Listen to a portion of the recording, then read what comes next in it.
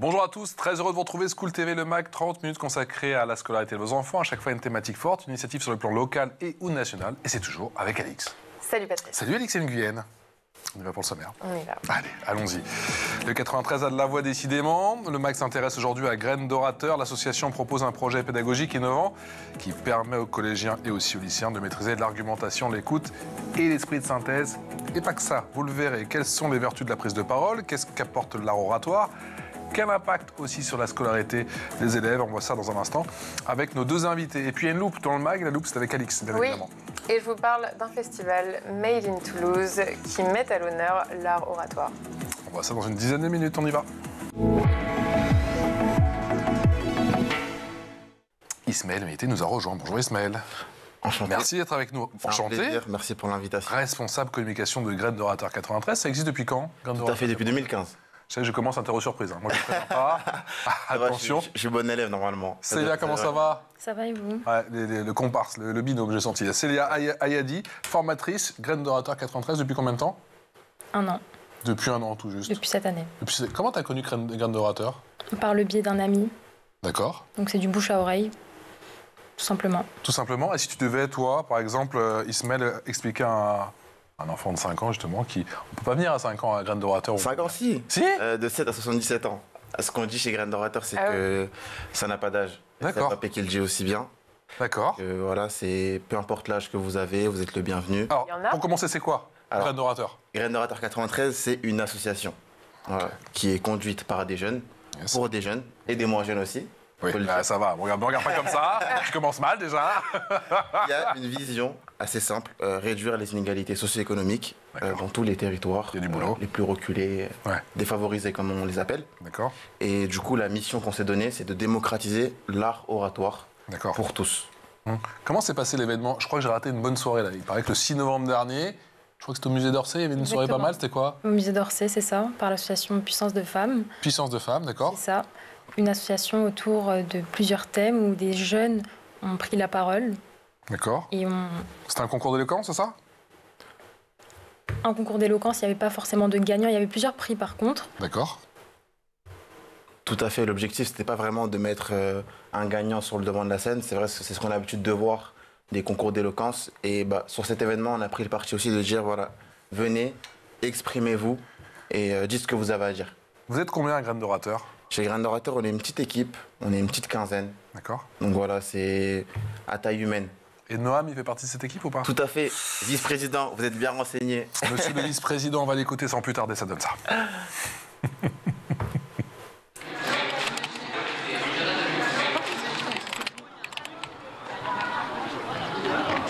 Bonjour à toutes et à tous. Je me présente, je m'appelle Noam. Je suis dans l'association Graines d'orateurs 93 depuis 2018 déjà. Donc ça fait un petit paquet d'années. Et aujourd'hui, j'accompagne Gréco pendant qu'ils vont préparer leur débat pour vous faire un récapitulatif de toutes les séances que vous avez pu faire avec lui. Parce que j'étais pas là, je vous ai suivi de loin, j'ai vu à peu près tout ce que vous avez fait. On va revoir ça aujourd'hui. Donc n'hésitez pas, si vous avez des questions d'ailleurs, tout de suite des remarques, des interrogations, quoi que ce soit, vous me le dites, comme ça on les aborde. Est-ce que déjà il y a des remarques, des interrogations, quelqu'un se souvient d'un truc qu'il n'a pas compris à la première séance ou quoi? Bon, rapidement, on a fait le silence. Vous avez compris, capter l'attention, assimiler le discours, éviter les mots parasites, structurer sa pensée. Ismaël, comment ça se passe en atelier? En atelier, c'est simple. On fait un va-et-vient incessant entre la théorie et la pratique. On pense que c'est indissociable. Et aujourd'hui, on le voit très bien chez nos jeunes, en fait. Dès lors qu'on aborde un point et qu'on le voit directement en pratique avec eux, ça prend beaucoup plus vite l'évolution. Mais on commence par quoi? Parce que là, par contre, on commence. Alors là, je suis impressionné. Là, c'est silence, silence total, quoi. Là... merci pour la passe décisive. Non, mais c'est vrai. Le silence, c'est la base. C'est la base. C'est ce qu'on apprend lors de la première séance des fondamentaux. D'accord. C'est vrai qu'on a tous l'idée qu'un orateur, c'est celui qui va monopoliser la parole, celui qui va parler tout le temps, incessamment. Et on les prend en fait à contre-pied en leur expliquant qu'un grand orateur, une grande oratrice, c'est d'abord quelqu'un qui sait se taire, écouter l'autre pour s'en nourrir et éviter accessoirement les mots parasites. Ok. Célia, qu'est-ce qui t'a, toi, attiré? Tu nous as dit qu'effectivement, t'es arrivé, je crois, par le biais d'une amie, mais comment ça s'est passé, du coup, tes premiers cours, entre guillemets, tes premiers ateliers? ces premières rencontres? Il a fallu que tu te forces un petit peu, parce que bon, Exactement. en émission, tu m'as dit que tu étais une grande timide. J'étais une grande timide et j'avais besoin de sortir de ma zone de confort, j'avais besoin de découvrir d'autres choses. Et l'art oratoire et la prise de parole publique, c'est extrêmement important pour notamment défendre ses idées. J'aime les débats, or j'avais ce recul en moi et je n'arrivais pas à exprimer comme je le voulais. Ça mes restait idées. coincé, c'était là? Exactement, oui, c'est ça. Entre mes amis, ça allait, mais quand ça allait un peu plus loin ou des personnes que je ne connaissais pas, j'avais peut-être un peu plus de mal. Et donc, Graines d'orateur, c'est ce que ça m'a appris énormément de choses, et notamment à prendre confiance en moi et à développer ces aspects-là. C'est l'objectif premier de Graines d'orateur, c'est la réappropriation de la confiance en soi chez ces jeunes. Tout à fait. En vérité, l'art oratoire, pour nous, n'est qu'un prétexte pour, en fait, instruire sur un savoir-être. On transmet pas mal de valeurs et très souvent, on se rend bien compte que les jeunes qu'on reçoit n'ont vraiment pas confiance en eux, souffrent d'une autocensure sans nom. Et donc, c'est tout un processus et on les accompagne par la main. Et pour ça, on a des valeurs fortes. On a la bienveillance, qui est une base, en fait, sans laquelle on ne peut rien construire. On a aussi l'humilité. Quand on se rend compte du pouvoir de la rhétorique et des conséquences que ça peut avoir sur les uns et les autres, on est forcé de rester dans cette posture d'humilité. Et c'est aussi un message qu'on leur donne. Voilà, l'art oratoire, aujourd'hui, c'est un couteau. On peut s'en servir pour cuisiner. Mais aussi, on le sait, pour faire autre chose. Et voilà, c'est vraiment tout ce qu'on essaie de leur transmettre. Et c'est un processus qui est long, mais qui C'est pas inné, ça s'apprend? Ça s'apprend. Voilà, c'est le slogan. On ne naît pas orateur. Ah ben voilà, on le devient. Donc c'est aussi une croyance qu'on s'attache à combattre. Ouais. L'idée qu'on sortirait du ventre avec cette qualité. Et c'est pas facile, mais finalement, les jeunes se rendent compte. Et Ismaël, chez toi, ça a commencé comment? Chez moi, ça a commencé comment? Ça a commencé comme beaucoup de jeunes. J'ai entendu parler d'une grande école qui s'appelle Sciences Po. Ouais. On m'a fait rêver beaucoup de choses sur cette école. Je l'ai tenté. D'accord. Je l'ai raté. D'accord. Mais en fait, sur mon chemin, j'ai rencontré Graines d'orateur 93. Et en fait, j'étais venu chercher quelque chose et j'ai trouvé autre chose. J'ai compris qu'en fait, l'art oratoire, ça ne servait pas que pour des oraux d'admission, mais qu'en vérité, en fait, la transformation, elle était dans mon quotidien, dans le regard de mes proches, dans mes interactions avec mes amis. Et je me suis dit, mais en fait, c'est pas possible, Ismaël, t'as raté, certes, Sciences Po, mais tu ne peux pas t'arrêter là, en fait. Pour tous les jeunes comme toi qui potentiellement auront la même trajectoire de vie, tu te dois maintenant de, en fait, prendre ce flambeau pour tout simplement retransmettre ce qu'on t'a donné et transformer la vie de ces jeunes-là. C'est plus dur d'apprendre à prendre la parole ou c'est plus dur d'apprendre à écouter? Je pense qu'aujourd'hui, c'est plus dur d'apprendre à écouter. On le voit aujourd'hui dans la société française, on a du mal. Ça fait peur d'écouter l'autre parce que ça veut dire que c'est de prendre le temps de le comprendre, de comprendre son paradigme et peut-être aussi de mettre un terme à des croyances sur lesquelles on s'est construit dans notre imaginaire. Donc voilà, je pense que c'est plus dur de prendre le temps d'écouter l'autre et c'est pour ça aussi qu'on apprend aussi aux jeunes à écouter. Pour nous, c'est très important chez Graines d'orateur. C'est là pour toi, c'était plus simple d'écouter parce que justement, tu as eu du mal à forcer un petit peu ta personnalité au début, donc tu as beaucoup écouté, quitte à pas rendre les coups au début. Exactement, beaucoup écouté, mais par la suite, j'ai pu parler, j'ai pu m'exprimer. Et qu'est-ce que ça a changé en toi? Dans ton quotidien, dans ta... Dans mon quotidien, ça a changé beaucoup de choses de par mes interactions avec les autres, de par, même par rapport à, outre l'école, parce qu'à l'école, on a des oraux, donc ça m'a permis d'avoir une grande assurance en moi avant de parler, et de ne plus me préoccuper de la forme. La forme, elle était plutôt acquise, donc je pouvais un peu plus me concentrer sur le fond. Et comment on passe du savoir parler, ou en tout cas cette prise de parole, au aimer parler? Parce que maintenant, j'ai quand même le sentiment que tu aimes prendre la parole. J'aime prendre la parole. Et en plus, tu aimes transmettre cette passion, même. Ça va encore plus loin. Exactement. Je pense que c'est par la pratique. La pratique. Au début, ça a été très compliqué pour moi. Et puis après, grâce aux membres de Graines d'orateur qui, comme l'a dit Ismaël, sont extrêmement bienveillants. C'est une ambiance qui est très bienveillante. Et la preuve, l'année dernière, je suis venue à chaque formation. Et pourtant, je suis grande timide. Donc, c'est vraiment une preuve que quand j'allais là-bas, je me sentais vraiment bien. Et je ressortais grandie. Et je sentais que j'avais appris des choses. Aujourd'hui, tu es même sur un plateau télé, c'est dire. Donc, Et hier, elle était avec des jeunes. Ah, au lycée. Donc, elle est très forte. Elle ne le dit pas, mais elle est très forte. Elle est très forte.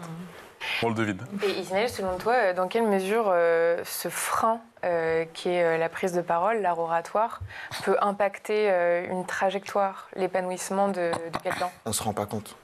Mais on sous-estime trop à quel point... Qu'est-ce que tu observes, toi? Ce que j'observe sur le terrain, c'est que en fait, ça a un impact tout d'abord au sein en fait, des familles.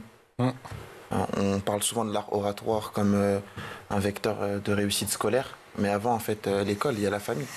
Et cet outil qui est l'art oratoire vous permet vraiment déjà d'exprimer en fait ce que vous ressentez, ce que vous voulez pour vous. Au sein du cercle familial. Au sein du cercle familial qui très souvent conditionne beaucoup l'avenir. Pour en revenir un petit peu à moi, c'est ce qui s'est passé. Expliquer à mes parents que j'allais m'engager auprès d'une association gratuitement, bénévolement. Que j'allais peut-être aussi arrêter mes études de droit qui ne me plaisaient pas, derrière lesquelles je ne mettais pas beaucoup de sens. Ça commence par là. Et aujourd'hui, c'est grâce à ça que je suis devant vous, que je prends du plaisir à parler, que je prends du plaisir à aller aussi rencontrer des jeunes dans des établissements. Donc ça a vraiment commencé par là. C'est un combat que j'ai commencé au sein de mon propre foyer, quoi. Donc voilà, ça commence par là. Et puis après, ça se retranscrit aussi dans la société professionnelle. Lorsque les jeunes vont chercher du travail, forcément, il peut y avoir de la discrimination à l'embauche. Quand on n'a pas les codes, on est sous-armé. Pourquoi on se croit au début pas assez bon pour parler en public? Pourquoi il y a comme un syndrome de l'imposteur, ou ça va même peut-être plus loin que ça, quoi? C'est dû à quoi? On sait ça? C'est parce qu'en France, on forme peut-être pas assez justement à l'art oratoire, le fait de prendre la parole. On apprend à écrire, à lire, mais pas trop à parler? Non? Moi, personnellement, à l'école, j'ai jamais eu de cours d'art oratoire. Ouais. On m'a jamais dit, Célia, lorsque tu fais un exposé, fais un silence au début, regarde le public et une certaine gestuelle. Et c'est des choses qu'on ne m'a pas appris. Et tout ça, ça crée... Il faut se connecter aussi avec ton audience, tout ça, quoi. Ouais. Il y a même, Exactement. je dirais plus, une peur de l'oral Oui. en classe. Merci de la poésie. Tout à fait. Je reviens souvent, mais merci à la poésie. Non, mais c'est ça, c'est Non, le silence total. traumatisant, la poésie, Sauf quand quoi. on est désigné pour répondre à une question, C'est sauf quand on est envoyé au tableau pour un exposé. Faut oublier que c'est la deuxième peur la plus répandue chez les Français. Avec la peur du noir, quand même. Ouais. C'est pour dire à quel point c'est frappant. Et c'est là, l'évoquer là, l'exposé, la poésie. Mais quel souvenir on a de ça. Ouais, catasse. Mais les rires moqueurs des camarades, à qui on n'en veut pas. Non, ouais. Mais Oui, puis même quand il rigole pas, tu sens dans le regard, tu fais... Tu sens qu'il a mal pour toi, tu fais ouais, ok. ça crée des barrières, en fait, pour les prises de T'en souviens parole toute ta futures. vie. Ouais. Et nous, on s'attache chez Graines d'Orateur à casser, en fait, ces mini-traumatismes qui conditionnent nos prises de parole futures. Le syndrome de la page blanche, regardez. C'est pas moi qui en parle. Le pire scénario pour un écrivain, la page blanche. L'écriture, c'est un sport. Parfois, tout va bien. Parfois, et comme dans le sport, il y a un moyen d'éviter les blessures, c'est de s'échauffer. Et il y a un tas d'exercices simples qui vont venir stimuler ta créativité et te permettre de mieux écrire. Par exemple, l'écriture automatique. C'est simple. Mets-toi un chronomètre de 4 minutes maximum, prends une feuille, un stylo, tu jettes le chat par la fenêtre et c'est parti. L'objectif, c'est d'écrire tout ce qui passe par ta tête. Tous les mots, toutes les phrases, toutes les images, tout. Doucement, dose, doucement.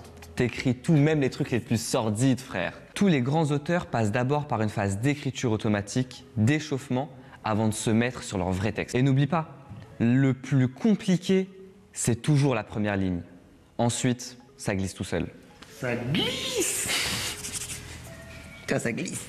C'est quoi votre méthodologie? Votre méthodologie, justement, pendant ces ateliers, pour libérer la parole, et ça peut se faire aussi par l'écrit? C'est ce qu'on comprend? Oui. Ouais. Tout à fait. Donc les nouveaux formateurs ont été formés par les anciens, donc c'est une sorte de transmission qui se passe. Et puis à notre tour ensuite, on transmet aux jeunes. La méthodologie c'est la même, chacun essaie de se l'approprier et chacun a un style différent surtout. Et le but étant de toucher un maximum de personnes possible. J'ai un profil très différent d'Ismaël, donc Ismaël est susceptible de toucher certaines personnes, comme moi je suis susceptible de toucher d'autres personnes. Et quels sont les sujets traités d'ailleurs? Est-ce que c'est eux qui choisissent? Est-ce que vous venez avec des sujets? Comment ça se passe? Alors on fait les deux. On fait les deux. Nous, forcément, on a des sujets sur lesquels on veut les emmener, des sujets qu'on veut qu'ils s'approprient, parce qu'ils sont très peu souvent écoutés sur ces sujets-là, et du coup, forcément, ils se sentent pas légitimes. Quoi, par exemple? La justice sociale, mais aussi beaucoup plus l'écologie. C'est vrai qu'aujourd'hui, ce sont des thématiques qui ne sont pas très abordées dans les banlieues. Pourtant, on est aussi les premiers concernés. Bien sûr. Et puis après, on se rend compte qu'ils ont énormément de choses à dire sur tout simplement des sujets de la vie quotidienne, un peu des thématiques un peu plus anodines sur leur vie en fait. Parce qu'ils veulent nous raconter un peu ce qu'ils vivent au quotidien. Donc on fait un peu un équilibre entre les deux. On les emmène par la main sur des sujets assez complexes parfois, mais aussi sur des sujets anodins. L'objectif, c'est vraiment de prendre la parole. Et à chaque fois, c'est un one-shot, c'est une session, c'est une fois, ou est-ce que c'est sur toute l'année, les interventions? Ça dépend.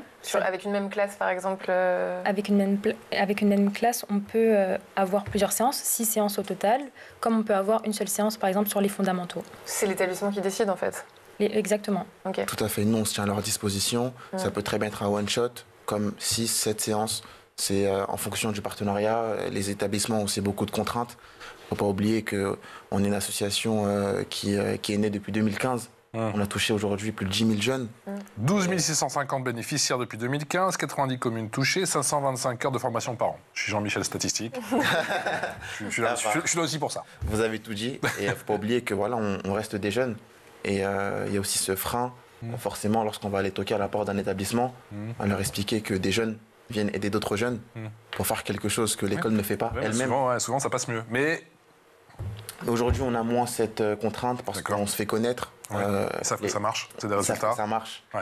On a également une émission qu'on est en train de coproduire avec France Télévisions. Cool, félicitations. En partenariat de la fondation Engagement, EMJ, donc Engagement pour les jeunes. Et donc voilà, on se fait connaître petit à petit, on a des gros projets et ça marche bien. Est-ce que c'est compliqué parfois de faire travailler tout ce petit monde de manière collective? Ou ça se fait assez naturellement? Comment ça se passe? La majorité des bénévoles sont étudiants. D'accord. Donc c'est propre à chacun, ça dépend de son emploi du temps, ça dépend du temps que chacun accorde à l'association. D'accord. Mais on essaye de faire le maximum possible. Mais non, pardon, je dis pour ceux qui bénéficient effectivement de ces formations. Vous les faites travailler de manière collective à chaque fois? Ou c'est des exercices individuels? Comment ça se passe? Tout à fait, ils travaillent ensemble en fait, on les force. On ne leur laisse pas le choix parce que c'est un exercice qui est collectif. Le but c'est qu'en fait, tu te déplaces pour venir sur scène, prendre la parole et que ce sont les autres qui vont t'aider à progresser, pas toi. Et ensuite, quand toi tu es assis, c'est à ton tour d'aider les autres à progresser. À partir du moment où tu t'es levé, que tu as fait la démarche, que tu es allé sur la... Alors je sais pas si c'est une scène, une estrade, en tout cas le lieu qui a été défini. On fait des formations. C'est un peu comme le saut en parachute, tu peux plus reculer, c'est ça? Tu es obligé d'y aller? Qu'est-ce que t'en dis, Célia? Généralement, une fois qu'ils sont lancés, on les applaudit, ils ont un peu plus confiance en eux et donc après ils y vont tout naturellement. Et il y en a néanmoins qui ont des blocages et qui n'arrivent vraiment pas à franchir le cap. Comment vous faites dans ce cas-là? Là, c'est un supplément d'âme qu'il faut avoir, c'est de l'humanité, c'est de la fraternité, ça arrive. Donc on fait un peu de psychologie aussi, quoi. Tout à fait. Comme on vous l'a dit, l'art oratoire, c'est qu'un prétexte. En réalité, on a conscience qu'on est beaucoup plus pour ces jeunes. Bien sûr. C'est aussi pour ça qu'on se doit d'être exigeant et qu'on fait cette promotion d'excellence. Ça nous est déjà arrivé qu'un jeune, une jeune fonde en larmes. Comment gérer ça? C'est assez compliqué. Et ça, vous avez les outils pour? Vous avez des formations? Tout à fait. En interne? Tout à fait, parce qu'il faut savoir qu'on est les premiers bénéficiaires de notre projet, en fait, en réalité. C'est-à-dire qu'on est passé par là aussi, et donc on se forme aussi sur ça. L'intelligence émotionnelle, c'est la première chose, en fait, sur laquelle on est attentif. On vient en formation avec une trame pédagogique qu'on a bien travaillée. Sur 100 fois, ça se passe 99 fois, pas comme on l'avait prévu. Il faut s'adapter. Est-ce que certains jeunes évoluent... Est-ce que certains jeunes, c'est là où on le déclic? Est-ce que tu les vois, en tout cas pour certains cas, évoluer assez rapidement? Genre ils vont piger le truc, tac. Il y a un truc qui s'est déclenché, quoi. Oui, bien sûr. Généralement, quand on passe à la pratique, on les fait passer 2 fois. Et au deuxième passage, moi personnellement, j'ai assisté à un changement drastique chez la part d'un étudiant notamment. Sa posture était différente et le fait de recevoir des conseils après le premier passage, on sent la prise de confiance automatique et on sent vraiment un changement. Je reviens à la poésie. La poésie, tu l'as fait une fois, tu t'en souviens toute ta vie, mais tu l'as fait une fois. Une fois. T'as pas eu la chance de la faire 2 fois ou alors... Non mais c'est vrai. C'est clairement ça. Et t'as pas eu de critique constructive. C'est ça. C'est une catastrophe. Il y a quelque chose dans cette émission qui est toujours constructif, c'est la loupe. La loupe, c'est avec Alix. Et Alix, aujourd'hui, tu nous emmènes au cœur d'un événement qui met à l'honneur l'art de la parole.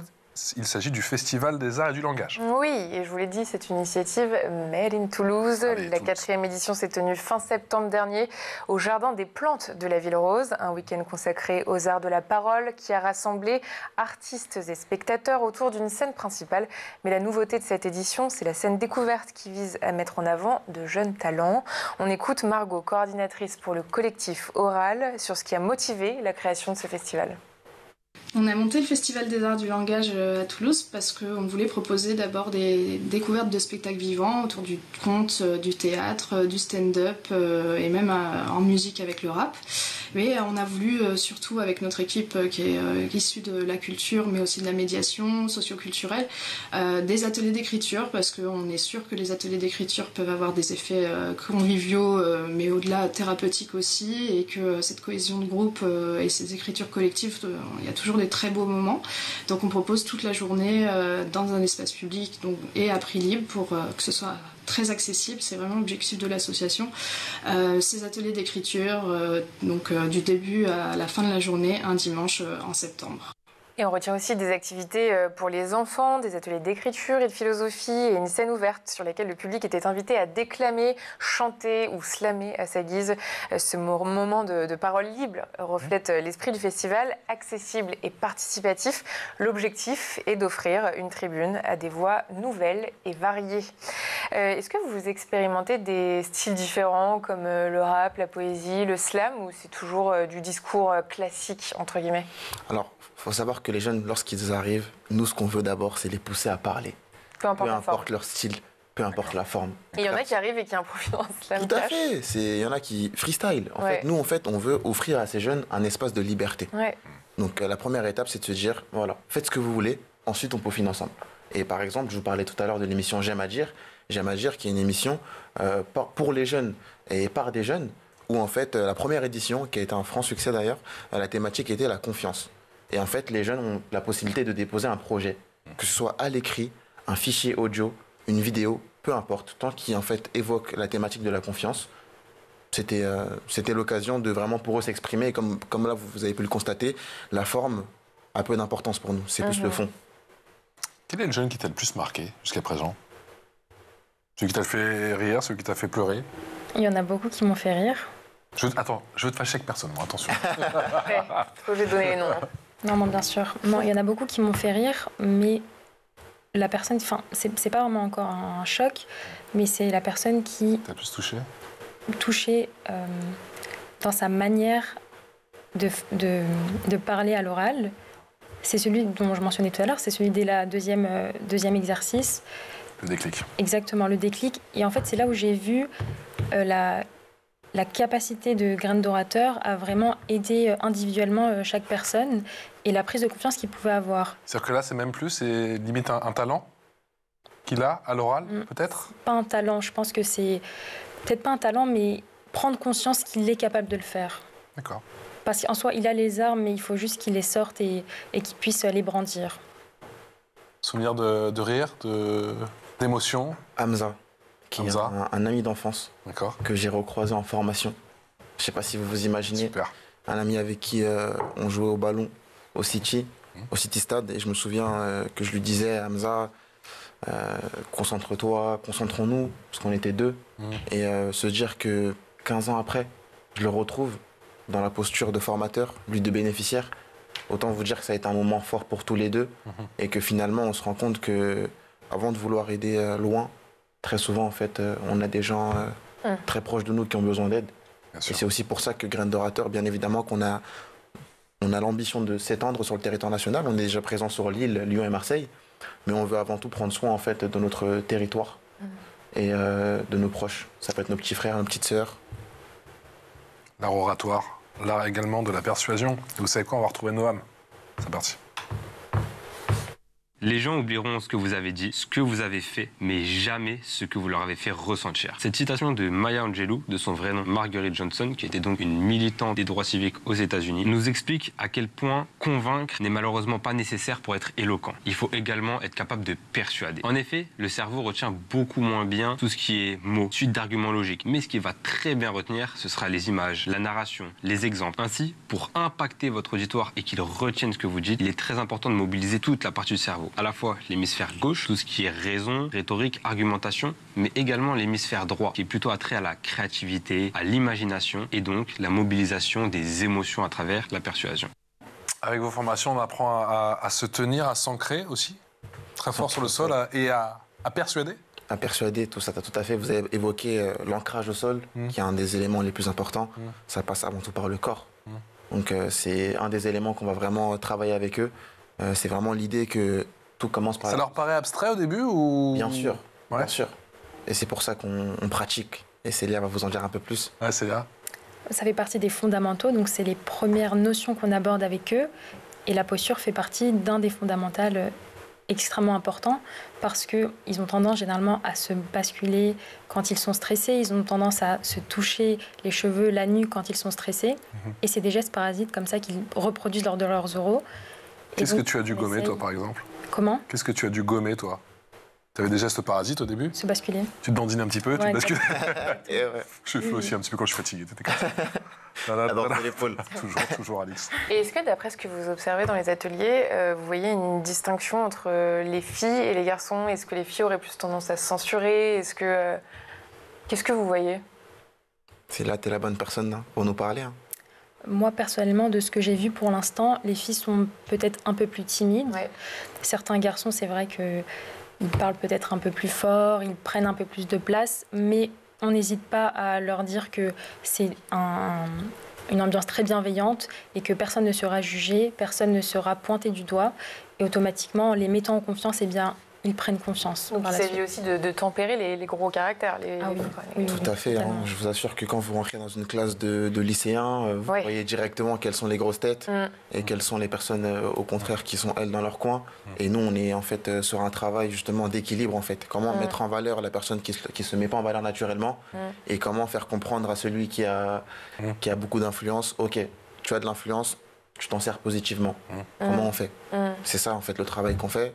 Et on a des révélations, des professeurs qui nous disent mais attendez, mais je découvre aujourd'hui ce jeune en fait. Ouais. Ce jeune parle. Oui, il parle. Et ouais, c'est quand même c'est fou. Et vous pensez que ça peut être un bon remède aussi, ces ateliers contre le harcèlement, justement? Clairement, Parce qu'il y en a forcément dans les classes dans lesquelles vous intervenez, c'est sûr. Bien sûr, et moi, ça m'est arrivé qu'en formation, j'ai une fille qui justement se confie à moi en m'expliquant qu'elle était harcelée. Et c'est là qu'on se rend compte à quel point en fait l'art oratoire est un levier pour agir en fait sur plusieurs inégalités, sur problèmes de société. Et ça commence par là. Hein. Ce qu'on dit en fait aux jeunes harcelés, c'est parler. Mais quand et tu as mis quelque chose en place après, toi, pour ouais, tout à fait. Je me suis en fait rapproché justement du professeur avec qui on était en lien pour m'assurer que derrière il y a une prise en charge. Ouais. Malheureusement, on n'est pas professionnel de tout. Bien sûr. Heureusement, nous, notre terrain, c'est l'art oratoire. Mais au moins, tu as alerté. Voilà. Et moi, j'ai juste assuré que derrière, il y ait quelque chose qui se fasse, qu'il y ait de l'action. Mais en tout cas, elle pourra parler. Ça, c'est déjà un premier pas. Parce que c'est ce qu'on demande aux gens harcelés. Et c'est déjà énorme. Et c'est déjà énorme. Merci à tous les deux. La grande timide, d'être venue nous voir. Merci à Célia Yadi, qui est formatrice chez Graines d'Orateur 93, Jean-Pierre Mava, et Ismaël Meïté, responsable communication de Graines d'Orateur 93. J'ai hâte de voir les épisodes effectivement que vous allez faire avec nos confrères de France Télévisions. Il y a encore, si vous voulez de plus amples précisions, www.grainesdorateur93.fr. Je crois que j'ai tout dit, on est pas mal? Tout dit. On se retrouve bientôt? Ouais. Ça marche. Trop bien. Avec des démonstrations à la clé. Alix, on se retrouve demain. À demain. Ciao.